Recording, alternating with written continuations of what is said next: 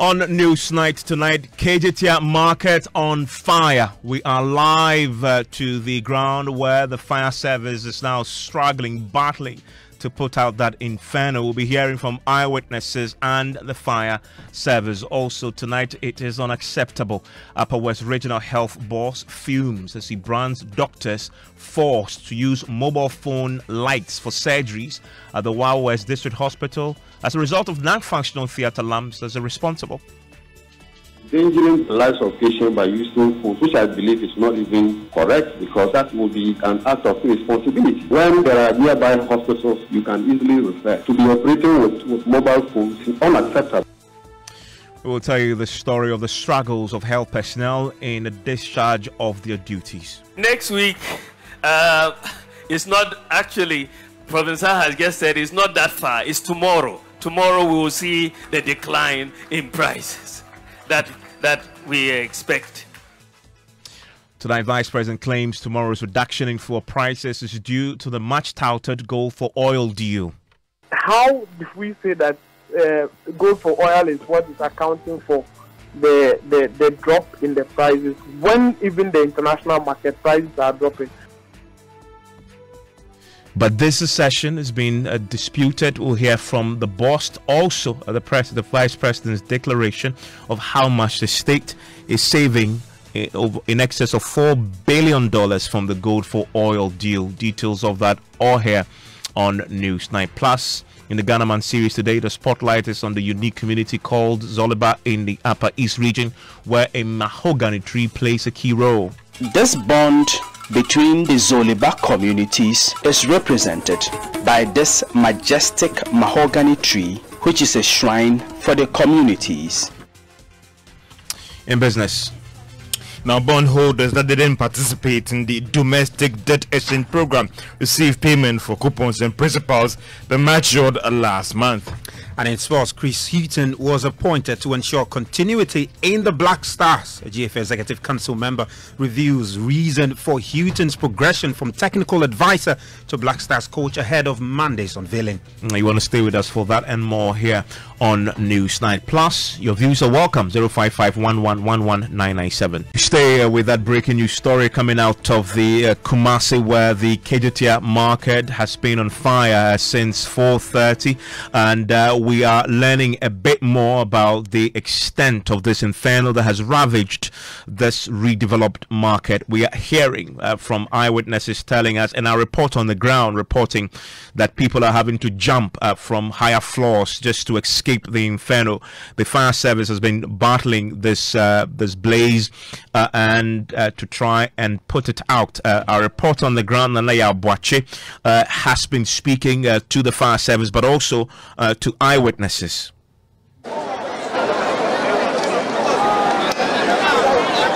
So at the moment there is no fire because they have brought everything under control. You can see that they are entering the building to make sure that everything is being quenched. The fire has been quenched totally. But right now it is smoke coming in. Frequently, so they are doing their best to make sure that the smoke coming will be brought under control, and then the people inside there would also be rescued totally. So that is the situation here. They are trying their best. They are entering to make sure that people inside there are being rescued. Fire has been brought down, but the smoke is what is getting out of, and they are trying their best to make sure that there is no smoke at all. I see some of the fire service personnel behind you. Is there someone we could probably speak to give us education on what's happening from the technical point of view, what we see on our screens, what it means, and where we are with this operation? Is it possible? Can we get close to some of them to find out if we can be giving technical education on what exactly or where we are now as we speak?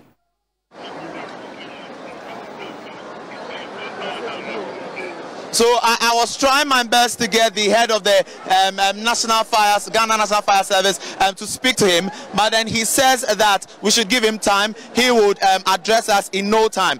But as I speak to you, I'm trying my best to get some of the people who got affected and then find out from them how this fire started, what is their situation now, what are they going to do, what is the new development, what is the way forward. So I'll find out from some of them and I'll ask him. This man here is also somebody who saw the situation. I'll find out. Dear Tiano say, me babe tonku or shop ho. Shop na me babe tonku ne hwani janotoye. Na me to ne man na mdisi wo say me babe to ade e wo kejeti asa aba abe family ma no. Ti me du ho na husie kumo wo shop ho. Enti ni apese me kwa mtra se ke mebo wuram akoyi me ne ma na me disi ho no. Na ewusie ntini ntumi nko. Na de me hu ye ne say me be no no plug radio. Me be no no plug radio ma me no. Ayin be bluetooth ni bi. Ne meti ye ne say it is low battery pre-charge. Na baby a plug ni wo no wa hye ne ma fa plug no ho. Enti baby a plug no wo no e ho no me na ewusie no sate ye. E na ma me no so wo ne ayi for no cupboard for ne ade ne sa so. Enti wo yes no e to chi sa no e na cupboard no flash yes e dey e blast e na meja no e flash yes e hye. E ho na wo se wo kwa akoto ade e. E ho na me koto ma to ne ma na wie e dey asi ho. Aya mesane abaka jeti adan ho se me beto ade ne ma sa akọ family ma no back. Tim dru ho na wusie ho. Shop ho no na wusie. Menturi ankoyi me ne ma no. Ejese wo no ma no he. Me ne ma ndi ahye. Oniama ni nyina auto ni nyina atimi ase. Ameniama na hye. Tambe ne jalo sha ase wa ha. Ejalo sha ase me fan se be se 1 hour ni. 1 hour 30 minutes ni. Okay, so he says that he was coming up there to the KJTR market to buy something from the Dubai, the upper part of the building. But then as he was buying the things, the fire started. So everything he bought got burnt. So he is saying that it started about 1 hour 30 minutes ago. So I'll find out from others and then I'll ask them what they saw. Me pacho, I'll find out from this woman here. Pacho den na unwe ejano obeto so say. The one ejani shini nyina na me ho. Wana me ho ni say me ba ka je tia say me ba ba ye me nsa. Enti me wana me hu say ejani shi na me ye say me kwa akwohweja no. Enti me ko ye no na eja no ahye dum pempen so say KJTR fire for no I try o mo best I say be ya o metimi adum no na wo try ba bia de pamfo ne pomade na the next store so ho no e eja ne dam ne eja ne so dam store na gasa no matutum e na wo hu ade kura nipa ne jesi ho a ma eja ne timi to ma ehye ye enti eja ne dia ahye fire for na bo hu modern but still So she is saying that the fire service, they have done their best to quench the fire or to bring the fire down. But then up there we can see smoke coming in and then they are extending their pipes inside the KJTR market, the upper part, to make sure that everything is in order. We can see leakages, yes, because of the fire outbreak. We can see so many leakages or so much leakages. They are trying their best to quench the fire totally. The smoke is still coming in, the smoke is still coming out, and then people who got up there, who got stuck up there, are being evacuated. This is another fire tender. This is another truck of the Ghana Fire Service arriving to also aid or assist quench the fire totally because the other tanks went out of water. So this one is in to help the Ghana Fire Service quench the fire totally. Everything is in order, not exactly in order, but then the major part of the building which got burnt is being slowed down. The fire has been slowed down in the major part of the building that got burnt. So as I speak to you, the Ghana Fire Service, they are doing their best. There are a number of people here. People who were inside the building have been evacuated, and others who did not get affected are also moving their things out of the KJTR market, and then they are bringing them down to make sure that their things do not get affected. So as I speak to you right here at KJTR market, a number of Ghana Police Service personnel, a number of Ghana National Fire Service personnel, and a number of security personnel working inside the KJTR market are here, and they are making sure that everything is in order. And that's Nanaya Boachi on the ground for us. And we have dispatched many of our reporters there to bring you this round-the-clock coverage of this developing story in the Ashanti Regional Capital with the KJTR market on fire. The reason why this is such an important subject is because of the nature of this market and what it does for not only the region, the Ashanti region, but for many argue for the sub-region as well, because it served as a hub for the northern region in terms of trading. And the amount of money that the state had pumped into it to modernize it, 248 million euros was the redevelopment cost for that particular facility. The second phase was supposed to begin on May 2nd, 2019, but there were several delays and was then scheduled to start last year in March. And we know that for many who use that particular market, this is such an important market for Kumasi. And many tout it as the largest market in West Africa, not only serving Kumasi, the Kumasi enclave, the Ashanti region in particular, but also acts as a magnet for traders from neighboring countries such as Benin and Togo as well. So this is pretty massive, which was recently developed. The redevelopment started in 2015 all the way to 2019. And then the second phase also supposed to begin now tonight as we speak. He's been engulfed in flames. Another of our reporters who is on the ground for us tonight, giving us a 360 coverage of this, Nana Yaujima, who is joining us right now. We are hoping that we'll be getting to hear from the fire service shortly. Once we do, we'll take you back there. But let me get Nana Yaujima, who has a different vantage point view on this. And it's on the line with us. Nana Yaujima, tell me, we heard earlier that this was so bad at the point that some of the market women and some of the traders there were caught up in the fire and were forced to jump from higher floors just to escape harm. Exactly. Earlier we had some people trying to jump from a higher floor to a safe ground. Unfortunately, most of the people who did that are well, but two of them were whisked away by the Ghana National Ambulance Service. So what we can report is that a lot of the people who were trapped inside, as of now, are safe. They've been taken to a safe place. And what now is happening is that from where the fire started, the fire service have been able to some extent, down the flame, even though they are still working to ensure that they do it totally or completely. The people who are, some of the people who own these shops have tried to get access to their shops, and they are now trying to salvage some of their wares. So that is exactly what is happening now here at the Kedesia market. A number of fire tenders continue to come in to try help down the flame. Ghana National Fire Service, the police service, and also the ambulance service are all on the ground. National officials are also here trying to help these security agencies. And there are a number of people who are also trying in their own way to help these agencies, that's the security officers, help down the flame. So it's so busy here, even though from where I stand, we cannot visibly see the flame. The men are still on the ground trying to help ensure that totally the flames are down.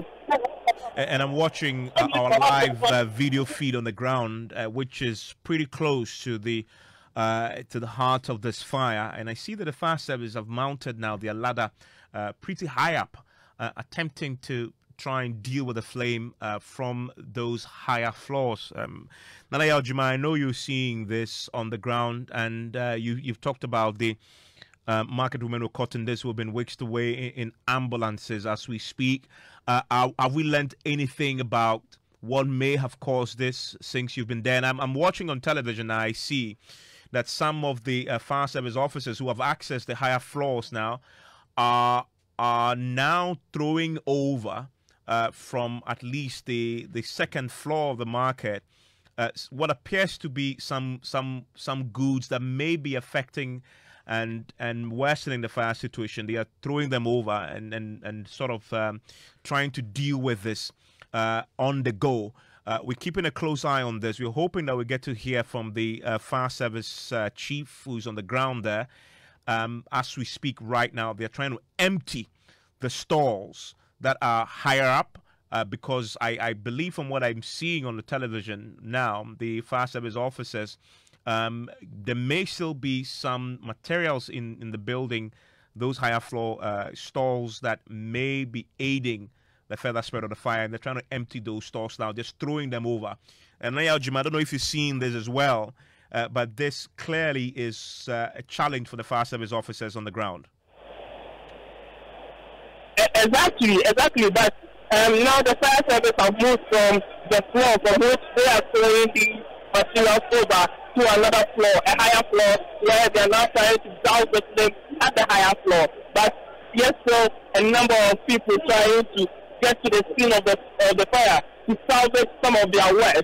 it's very difficult for the police to control the crowd here because there are a number of people who are affected, and they are all trying to get into their shops and try to salvage some of their work in there. But the police have, on a number of occasions, tried to mount barricades to prevent people from getting access to the area. But the will of the people to get to these places it's very difficult for the police and the security officers here to control these people. And then this is such an important market. Tell us more about the Kejetia market. It was one of those very controversial in terms of the development. The market, the traders there have been fighting the KMA over the how to distribute the stalls, but a lot of money had been pumped into this. And I know that the KMA themselves had stated very recently that they were hoping that the second phase of the redevelopment project for the Kejetia market was supposed to be ready and completed by June next year. And now we're having a fire that this is going to be a major setback after all the money that we pumped into this, more than $250 million. Nana. Evans, the Kejetia market is a very important market to trading activities in the Ashanti region. When this market was pulled down for reconstruction, it did affect a lot of business in the Ashanti region. A lot of the people who thrive on business, a lot of the business people were out of business, and it took a lot of demonstrations from the traders. They tried to stop the government from reconstructing the market. But the main reason for the reconstruction was to ensure that incidents like this, that the fire incidents, are dealt with. So the promise was that immediately this is reconstructed, it will be very difficult for this market to start flowing. And a number of reasons were given by government for the move to reconstruct this market. So it's a very important one in trading activities in the market. At the moment, the second phase has already started, but due to some financial constraints, it's halted. So the second phase is until the beginning of the year was also ongoing, and at this point it has reached an appreciable height. At least 2 floors of the new or the second phase of this market project has been built. So the expectation was that the second phase will also be completed, and the people who are supposed to move into the second phase of the Kumasi, Kejetia and Central Market will get access to that for this for trading in the region or in Kumasi to get to the level that it used to be before government started the reconstruction of this particular market. But unfortunately, that one has stopped, and now this one is in place. And a number of shops, about 2 floors, have been affected, but we are unable to tell the extent of damage that the fire has done to these shops. Thank you very much. That's Nana Yao Jimade on the ground for us in Kumasi, where, as we've been reporting all throughout the last hour or so, the fire that has engulfed the Kejetia market, a major market, not only in Ghana but in the SAP region as well, considering how much money has been pumped into its redevelopment already. The phase 2 of this project, a $250 million project, in excess of that project. The phase 2 is underway after several delays. Was supposed to be completed next year, June. Now it's been engulfed in flames. It's a major setback for the KMA, which of course has been leading its redevelopment. We will bring you regular updates as and when we have it. And don't forget, if you are in and around that area and have seen anything, please share what you're seeing with us on WhatsApp 05511119997. You're still live here on News 90s on Joy 99.7 FM. I want to take you to the Upper West region, where the Ghana Health Services Regional Director, Dr. Damien Punguiri, has described as irresponsible the act by doctors who were compelled to use mobile phones for surgeries at the Wild West District Hospital. The doctors have said they were forced to use the mobile phone lights for the surgery because the theater lamp was not functional. Well, officials at the health facility told correspondent Rafiq Salam that the situation had persisted for over 8 months now. But the revelations has angered the Regional Health Director. We'll hear from him pretty shortly. Here's my colleague Rafiq Salam with a report. Among the plethora of challenges faced by the West District Hospital is a lack of a theatre lamp. The theatre lamp for 2 years has broken down. Authorities at the hospital have made several attempts to repair it, but has not yielded the desired results. Medical Superintendent of the West District Hospital, Dr. Benjamin Amiyuru, says the lack of a theatre lamp is greatly affecting healthcare delivery at the theatre. Permit me to say that it's only one that we have. Ideally, we should have had an overhead one and then a standing one. But we've had a standing one for the years now, and unfortunately that only one that we had also broke down. It's really affecting service because the lamp is the second eye for us, for both the nurses and the doctors when you are doing an operation. You have your own eyes, but when you are operating and you go into a cavity, a body cavity, you will not be able to see clearly. And it's like walking in the night without a torchlight. You would see that the movement will be difficult. In the same way, navigating our way through the surgical procedures that we do is a bit challenging, but we've had to do without them for close to 7 to 8 months now. How is he able to perform surgeries without the theatre lamp? There are times you would have to ask 2 or 3 people to help with their lives. Let me just give you an example. Just this Monday, we had a man who came in with a gastric perforation with peritonitis. In layman terms, a hole in the stomach. And we needed to close the hole to avoid the contents from the stomach from leaking out into the entire cavity. And I had to use 2 lights, one on one side and another on another side, full lights, to be able to see clearly and continue with the procedure. God being so good, we were able to do it. Well, we've been speaking to the Upper West Regional Health Director, Dr. Damien Punguyuri, who says this has not come to his attention just yet. He is promising to fix it, but he wasn't happy with the doctors for going ahead to use the torchlights and also not reporting it to him. So there is a lamp at the hospital. What I'm saying is there's a lamp at the hospital. So if it is not functioning, what the hospital is supposed to do is to report to us first. Then we will send our medical engineers, biomedical engineers to assess it, to see whether they can fix it. In fact, they worked on it somewhere last year. That's the indication I got. And it was working. So if it breaks down again, to report again, so then we'll go and check to find out whether they can work on it. Then if it cannot be worked, then we will start looking at where do we get another one. But if that has not been done, and then you are endangering the lives of patients by using phones, which I believe is not even correct, because that will be an act of irresponsibility. You know, when there are nearby hospitals, you can easily refer. To be operating with mobile phones is unacceptable. No, you just said that they brought this problem to you and that the light was repaired, but probably has broken down again. So they should, what I'm saying is it not the case that they have reported this to the office several times, and because they are not getting response, that's why they even went to the member of parliament of the area to help them out? What I'm saying is that it was worked on.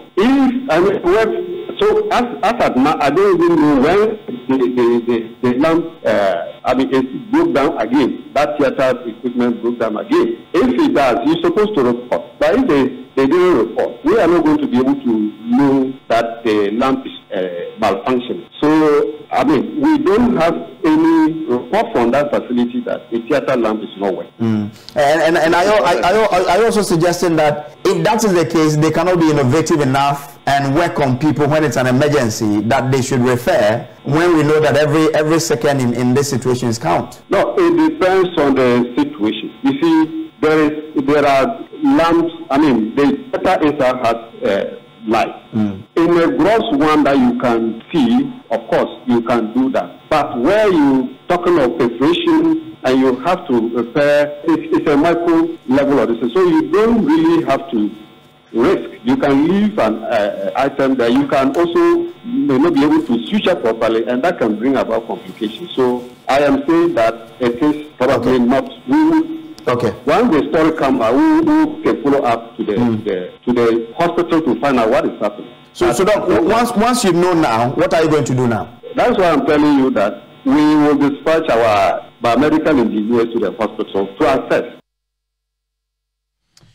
And there is the Upper West Regional Health Director, Dr. Damien Pugunyuri. I want to bring in now the Upper West Regional Chairman of the Ghana Medical Association, Dr. Muslim Ibrahim Donko. Dr. Donko, thank you for your time here on Newsnight. Yeah, thank you. Yeah.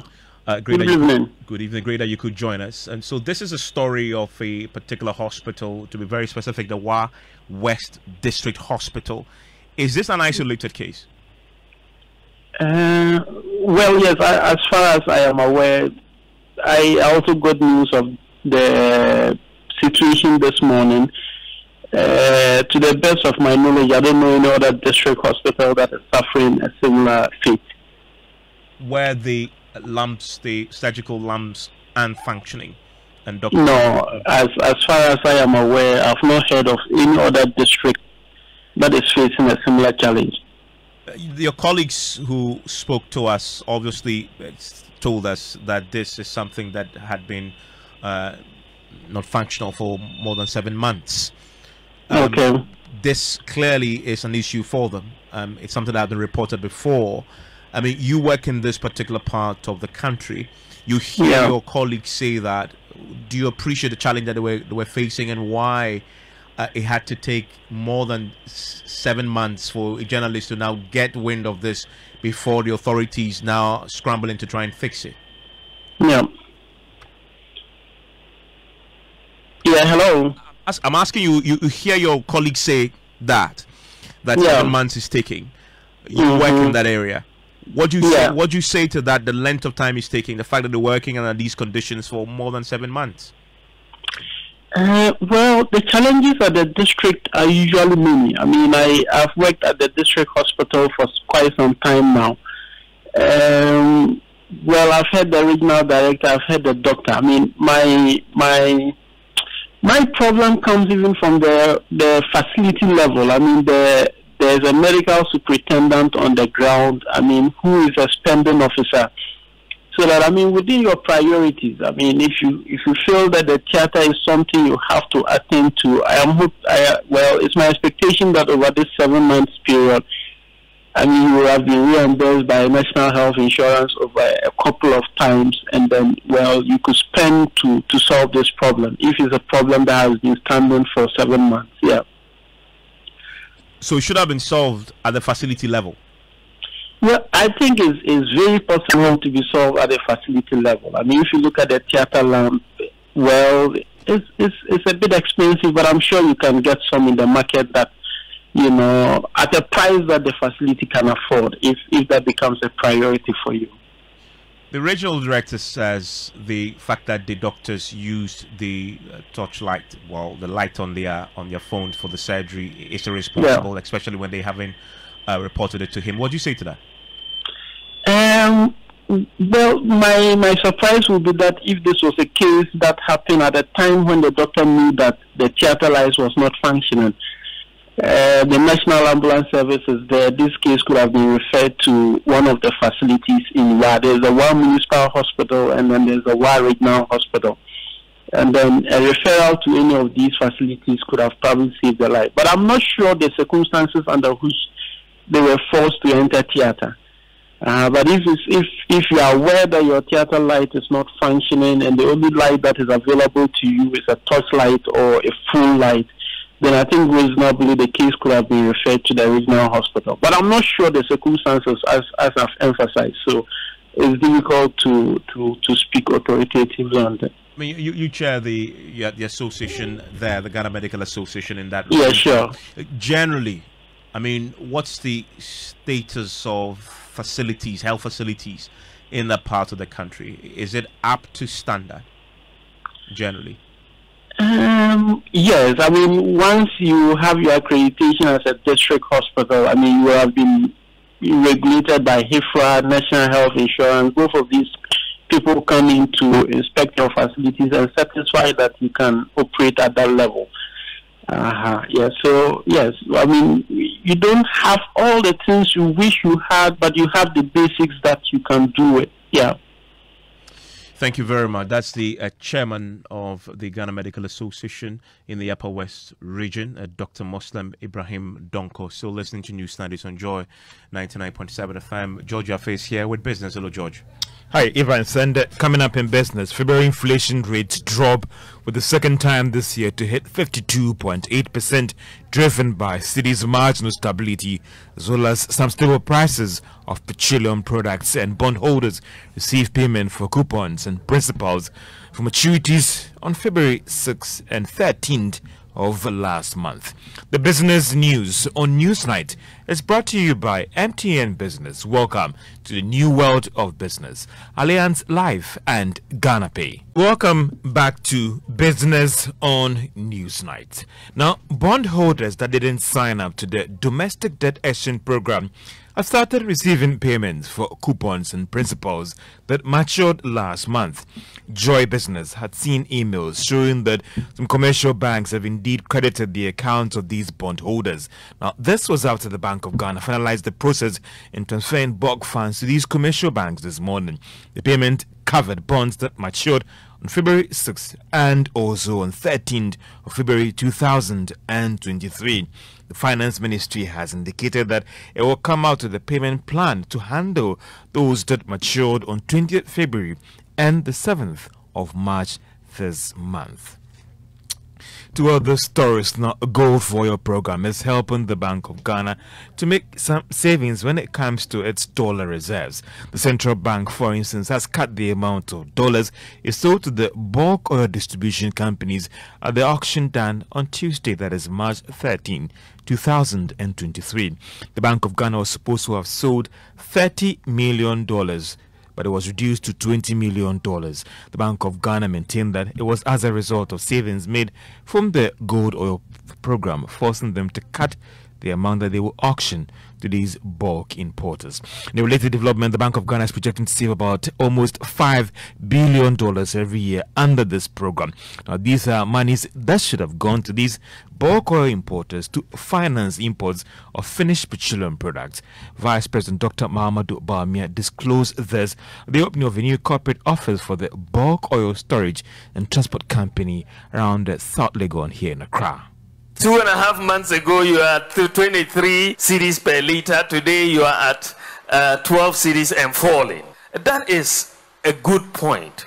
But let me point out that the most important aspect of the gold for oil policy, action in fuel price, but the most important aspect is the savings in foreign exchange that the Bank of Ghana will make as a result of the lower demand for forex to import oil. That saving is huge. We are 60% of our oil imports under this policy. The goal is to move to 100%, and that will be done this year. We will see this done with, and we'll work with the BDCs to make this happen. Vice President Dr. Mahamadou Bawumia, let's still stay on this sector because the price of crude oil has witnessed some significant reduction in just the past hours on the international market. Some of these trading platforms are quoting $65 a barrel for crude oil. Now, this is the lowest since 2021. The decline is linked to issues surrounding liquidity concerns of some banks in Europe. If this trend should continue, and that should impact positively on prices of petroleum products at the pumps. We understand that we should be expecting some significant reduction at the pumps from tomorrow. So that'll be interesting for you to watch out to see the oil marketing companies and what they'll be quoting for you as a consumer. Now, inflation rate for the second time this year witnessed a marginal reduction according to data released by the Ghana Statistical Service. But what has influenced this reduction, and have we finally seen inflation peaked? There is more in this report. Data from the Ghana Statistical Service revealed that the reduction was mainly due to the drop in prices of foodstuff on the market. This has largely fueled the cedi's stability as well as fairly stable prices of petroleum products, which impacted on price of petroleum products at the pumps. For the first time in more than a year, the food component of inflation dropped marginally. Items imported was a major driver of inflation for the month of February, as it posted an inflation rate of 62%. However, locally produced inflation stood at 49%. The data showed that transport inflation was about 70%, a development which could show that inflation could have gone down further if it was the recent increases in fares. But a question on the minds of many industry watchers is that, has inflation rate finally peaked? Well, the Ghana Statistical Service has always argued that it's early days yet to project that the inflation has now started slowing down. And that was a business desk report. Let's still stay on inflation, because the government statistician, Professor Samuel Kobnenim, has been given more reasons as to what accounted for this marginal decline. So you can say that the contribution in terms of the slowdown that we recorded in February 2023 was more from the food side, because of the stability that we recorded in non-food inflation. Country will also price changes in utilities in the first week of February, so we did indicate that once there are price increases in particular items, we're going to capture these price changes, and indeed it did reflect at that item level, but we need to be careful in saying that that item level contributed to the reduction or otherwise. So although we did capture the price changes in utilities that we recorded as a country in the first week of February, its net effect here could not have pushed the rate of inflation upwards, but rather we've seen a net effect of a year-on-year going down by 0.8 percentage point. And that is a government statistician, Professor Samuel Kobnenim. Now, British Council says its Alumni UK network will facilitate programs and promotion between trade Ghana, between trade that is Ghana and the United Kingdom. Director of Programs and Partnerships, Solomon Awuntini, said his outfit will continue to explore diverse programs and strategies to leverage on opportunities aimed at supporting Ghana. He spoke to Joy Business at a business networking cocktail. So the Alumni UK promotes trade for both countries, in the sense that we have a lot of young artists in the area of arts and culture. So once they are able to develop their movies, they are able to, as it were, team up with their colleagues in UK to give them the platform to be able to, the bigger stage, to be able to, as it were, do business within the arts and culture sector, within the area of clothing. Those are all beats. So they are all areas that youth are able to do business within the UK counterparts. And so that is one of the areas that we are promoting through this Alumni UK in country. And that is Solomon Antuni. He is the Director of Programs and Partnership at the British Council. To the stock market, MTN continues to rally on the stock markets as went up by 6 pesos per share today to close at 1 Ghana cedi, 16 pesos. Societe General was up by 9 pesos to close at 81 pesos. Unilever also was up by 32 pesos and is now worth 3 Ghana cedis, 60 pesos. And that's all for business on Newsnight and Events. Interesting development on the international market. Crude or Brent crude dropping to $65 a barrel. Yeah, and this you've been reporting is the lowest since 2021. 2021. Yeah. It's a major drop, and everybody's expectation is that this will then feed into how much you're paying for it at the pumps. Yeah. And to talk about that, George, you've already reported the Vice President talking today about how much you're saving as a country. The Bank of Ghana will be saving because of the Go for Oil deal. But for me and for almost everybody else who's a consumer when it comes to petrol and diesel and your cars, it is what it means for you when you drive to your favorite pump. The Vice President today has said that as of tomorrow morning, we should expect prices to go down up to 10% reduction. Interesting. Up to 10% reduction. But even just quick one, you could realize that the reduction, the increase that we saw with the past month was not because prices was going up at the international market. Yeah, I mean, there's definitely more to analyze as far as that is concerned. But this is the Vice President talking about what you can expect to pay tomorrow when you go to your favorite filling station, it says up to 10% reduction will hit your pocket tomorrow.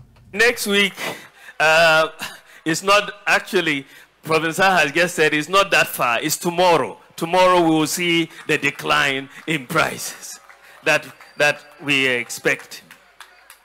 I mean, this is remarkable. 2.5 months ago, you are at 23 cedis per liter. Today, you are at 12 cedis and falling. That is a good point. But let me note that, let me point out that the most important aspect of the gold for oil policy is not just the reduction in fuel price, but the most important aspect is the savings in foreign exchange that the Bank of Ghana will make as a result of the lower demand for forex to import oil. That saving is huge. We are currently importing about 50 to 60% of oil imports under this policy. The goal is to move to 100%, and that will be done this year. We will see this done with, and we'll work with the BDCs to make this happen. The Vice President, so expect that tomorrow, George, when you drive your vehicle, my fuel is just pretty low. So you want us to hold on? I'm not buying fuel tonight. I'm waiting till tomorrow morning. I want to manage my expectation about the margins, because you hear some of these oil marketing companies saying that they're trying to manage their costs, their input costs and all the rest. So sometimes what is projected is not what you might realize even at the point. But one critical thing, Evans, is that the increment that we saw last year was not necessarily because there was a huge spike in crude price on the international markets. It was because of the Ghana cedis depreciation. So it means we're using more Ghana cedis to get the same volumes of finished petroleum products. Now that we've seen that stability, that should feed into prices as well. And also what is happening just over the last 2 weeks, crude prices are also dropping. So looking at these two factors, and then coupled with a policy that appears to be saving us some, because if you engage some of these oil marketing companies or BDCs, they also do a projection, and that is factored in the price, that if they think that the city is going to depreciate in the next 2 weeks, that is also factored in the pricing. So now that we've seen that marginal stability, we should be seeing prices coming down at the pumps. And the point you made about why we saw significant increases when it hit those prices, 20s, yeah, you put it down largely because on of the city's depreciation events. One of the reasons why the gold for oil policy was introduced was to help deal with the problem of the city's depreciation. Now we've seen some stability. Some may suggest that the gold for oil policy is possibly a factor. It could be a factor, but not the major reason. No, it could be a factor in that. And then secondly, also we've seen the reductions recently at the pumps when it comes to petrol that has dropped from the high of 17 I remember to now in the region of 12 13 etc. And that has been a subject of a lot of talk among experts in the civil society space, who have made the point that the reductions we see on the pumps should not be put down solely not 100% to the gold for oil deal. Listen to Adam Yakubu. He is a research and policy analyst at the Institute of Energy Securities. At the moment, on the international front, prices of petroleum products are dipping. They are falling. So when you pick the S&P platform prices for petroleum products, you realize that the prices have fallen by 2% for diesel, about 4% or 3% for petrol, and about 8.6, almost 9% for LPG. Then you look at our domestic front, the performance of the cedi over the last 2 weeks has relatively been good, in a sense that it made some 2% gain against the cedi, 22% gain against the dollar. So when you put those factors aside, then you look at international crude oil prices have been dipping consistently over the last 2 weeks, consistently, because the last time it went up was around the 28th February or so, where we saw the price do about $86 per barrel. But as we speak at the moment, both the WTI prices and the Brent crude oil prices are all on a downward trend. Diesel is doing about 804.85 per metric ton, and petrol is doing 790 or $794 per metric ton, against previous prices which were slightly higher. And so for government to tell us it's a result of gold for oil, it would look quite ridiculous, because you ask yourself, when was the policy announced, right? Yeah.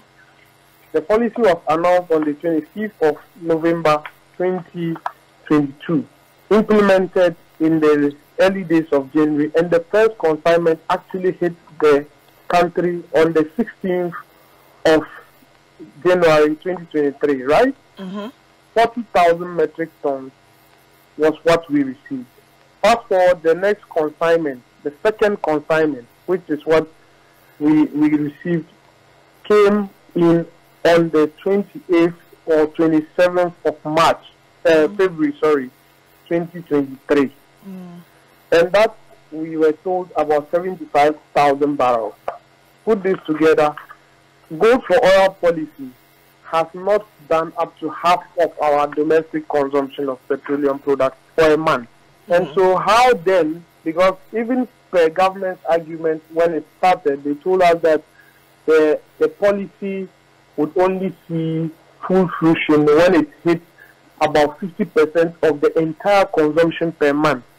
Remember, in a month we do about 300,000 metric tons. We do about 160,000 for diesel and about 140,000 for petrol. So put together 300.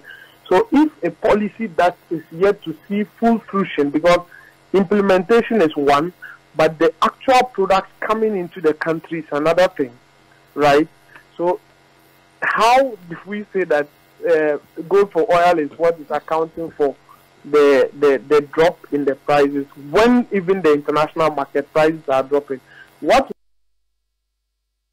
So George, bottom line is that the current reductions you've seen at the pumps, it's not solely because of gold for all what we the numbers put in together. The city stability is a major reason, and the fact but that's the point I was making earlier. The city stability could also be attributed to gold and right. And look at the Bank of Ghana's auction done just last Tuesday. They're supposed to have sold about $30 million to these bulk importers, but because of this whole program thing, they had to scale back that amount to about $20 million. So the goal for the oil program is a contributory factor. The fact that also crude prices are dropping on the international market, that is impacting the price quotes for the finished petroleum product. And also you've seen the city stabilizing. You're not seeing those spikes. You've seen about more than a month now. So that would again contribute to prices coming down. But it might not be fair to say that all the reduction we are seeing is solely because of this program event. Thank you very much, George. And we're looking forward to tomorrow morning seeing that up to 10% reduction in the price of petrol, diesel, and other petroleum products at the pumps.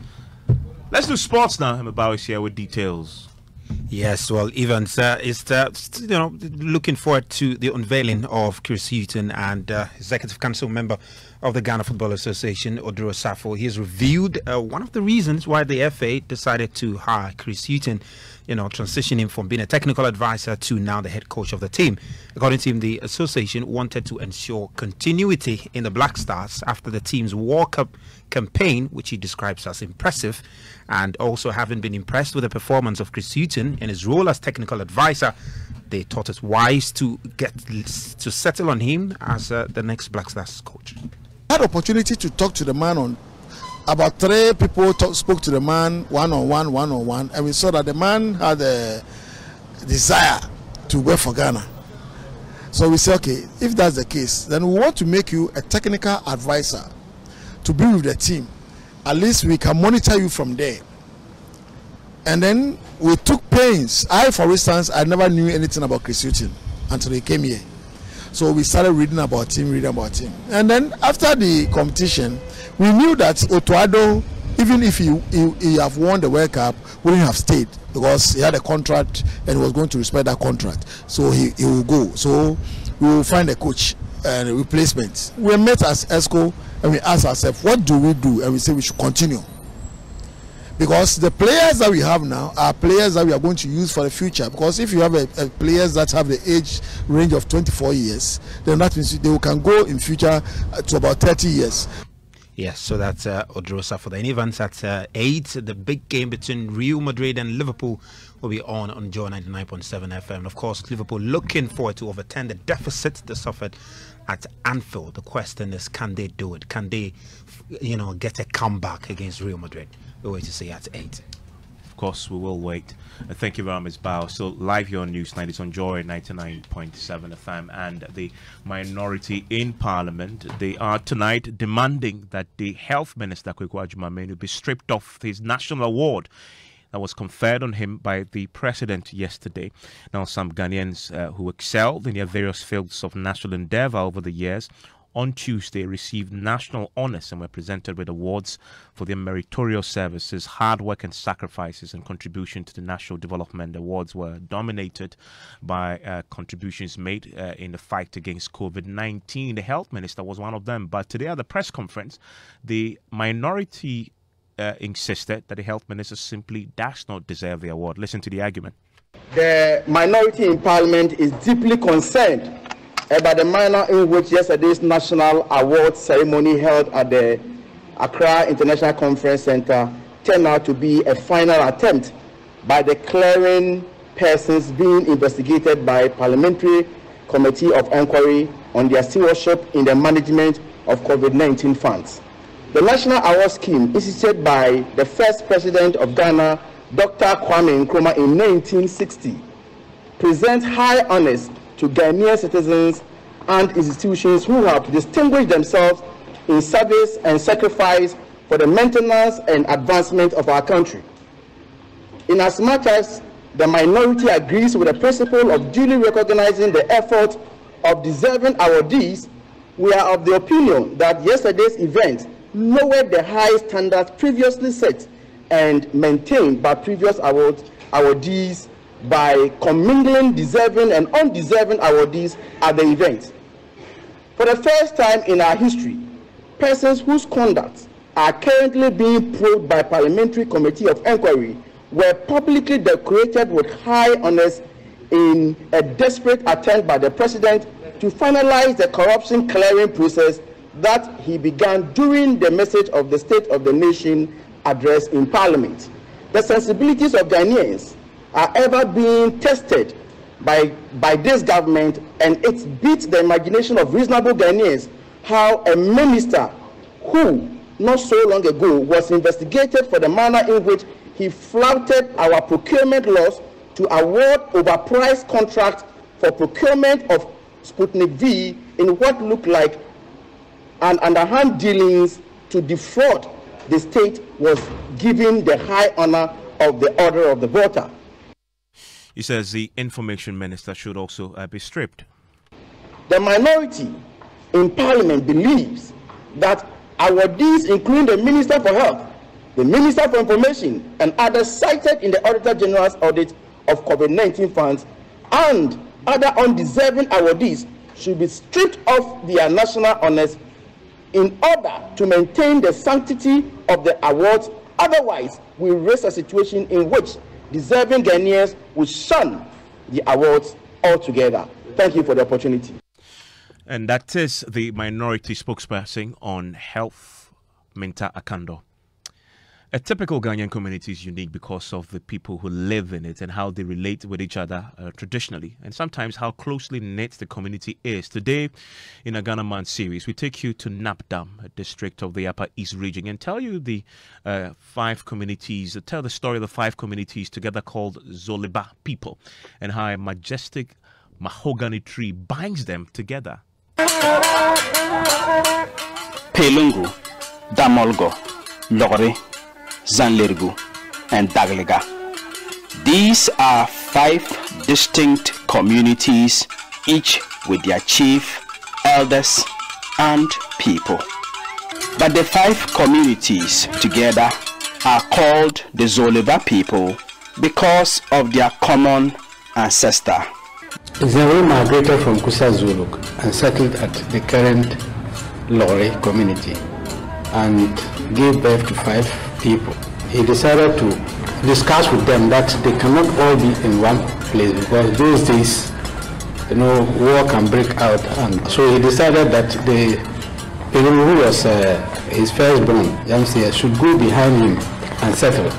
Then the Damago, who is Yempu, should settle just closer him. And then he decided that the Lore, who is the last born, should stay with him. Over the years, the people of the 5 communities of Zoliba have continued to relate as brothers and sisters. If there's a problem in Lore, the problem is exactly for the whole of the Zola community, likewise the other communities. And that's why we are one family. But this bond between the Zoliba communities was not created just by word of the mouth. The bond is represented by this majestic mahogany tree, which is a shrine for the communities. That is our ancestral shrine. And that's it for Ghana Connect tonight. On the back of that Ghana Man series, I'm going to hand you over to a woman who is strong and sassy. Hello, anyone. On some days, and some days not so strong and not so sassy. Oh, really? I've because never seen you not so strong before. You always look formidable.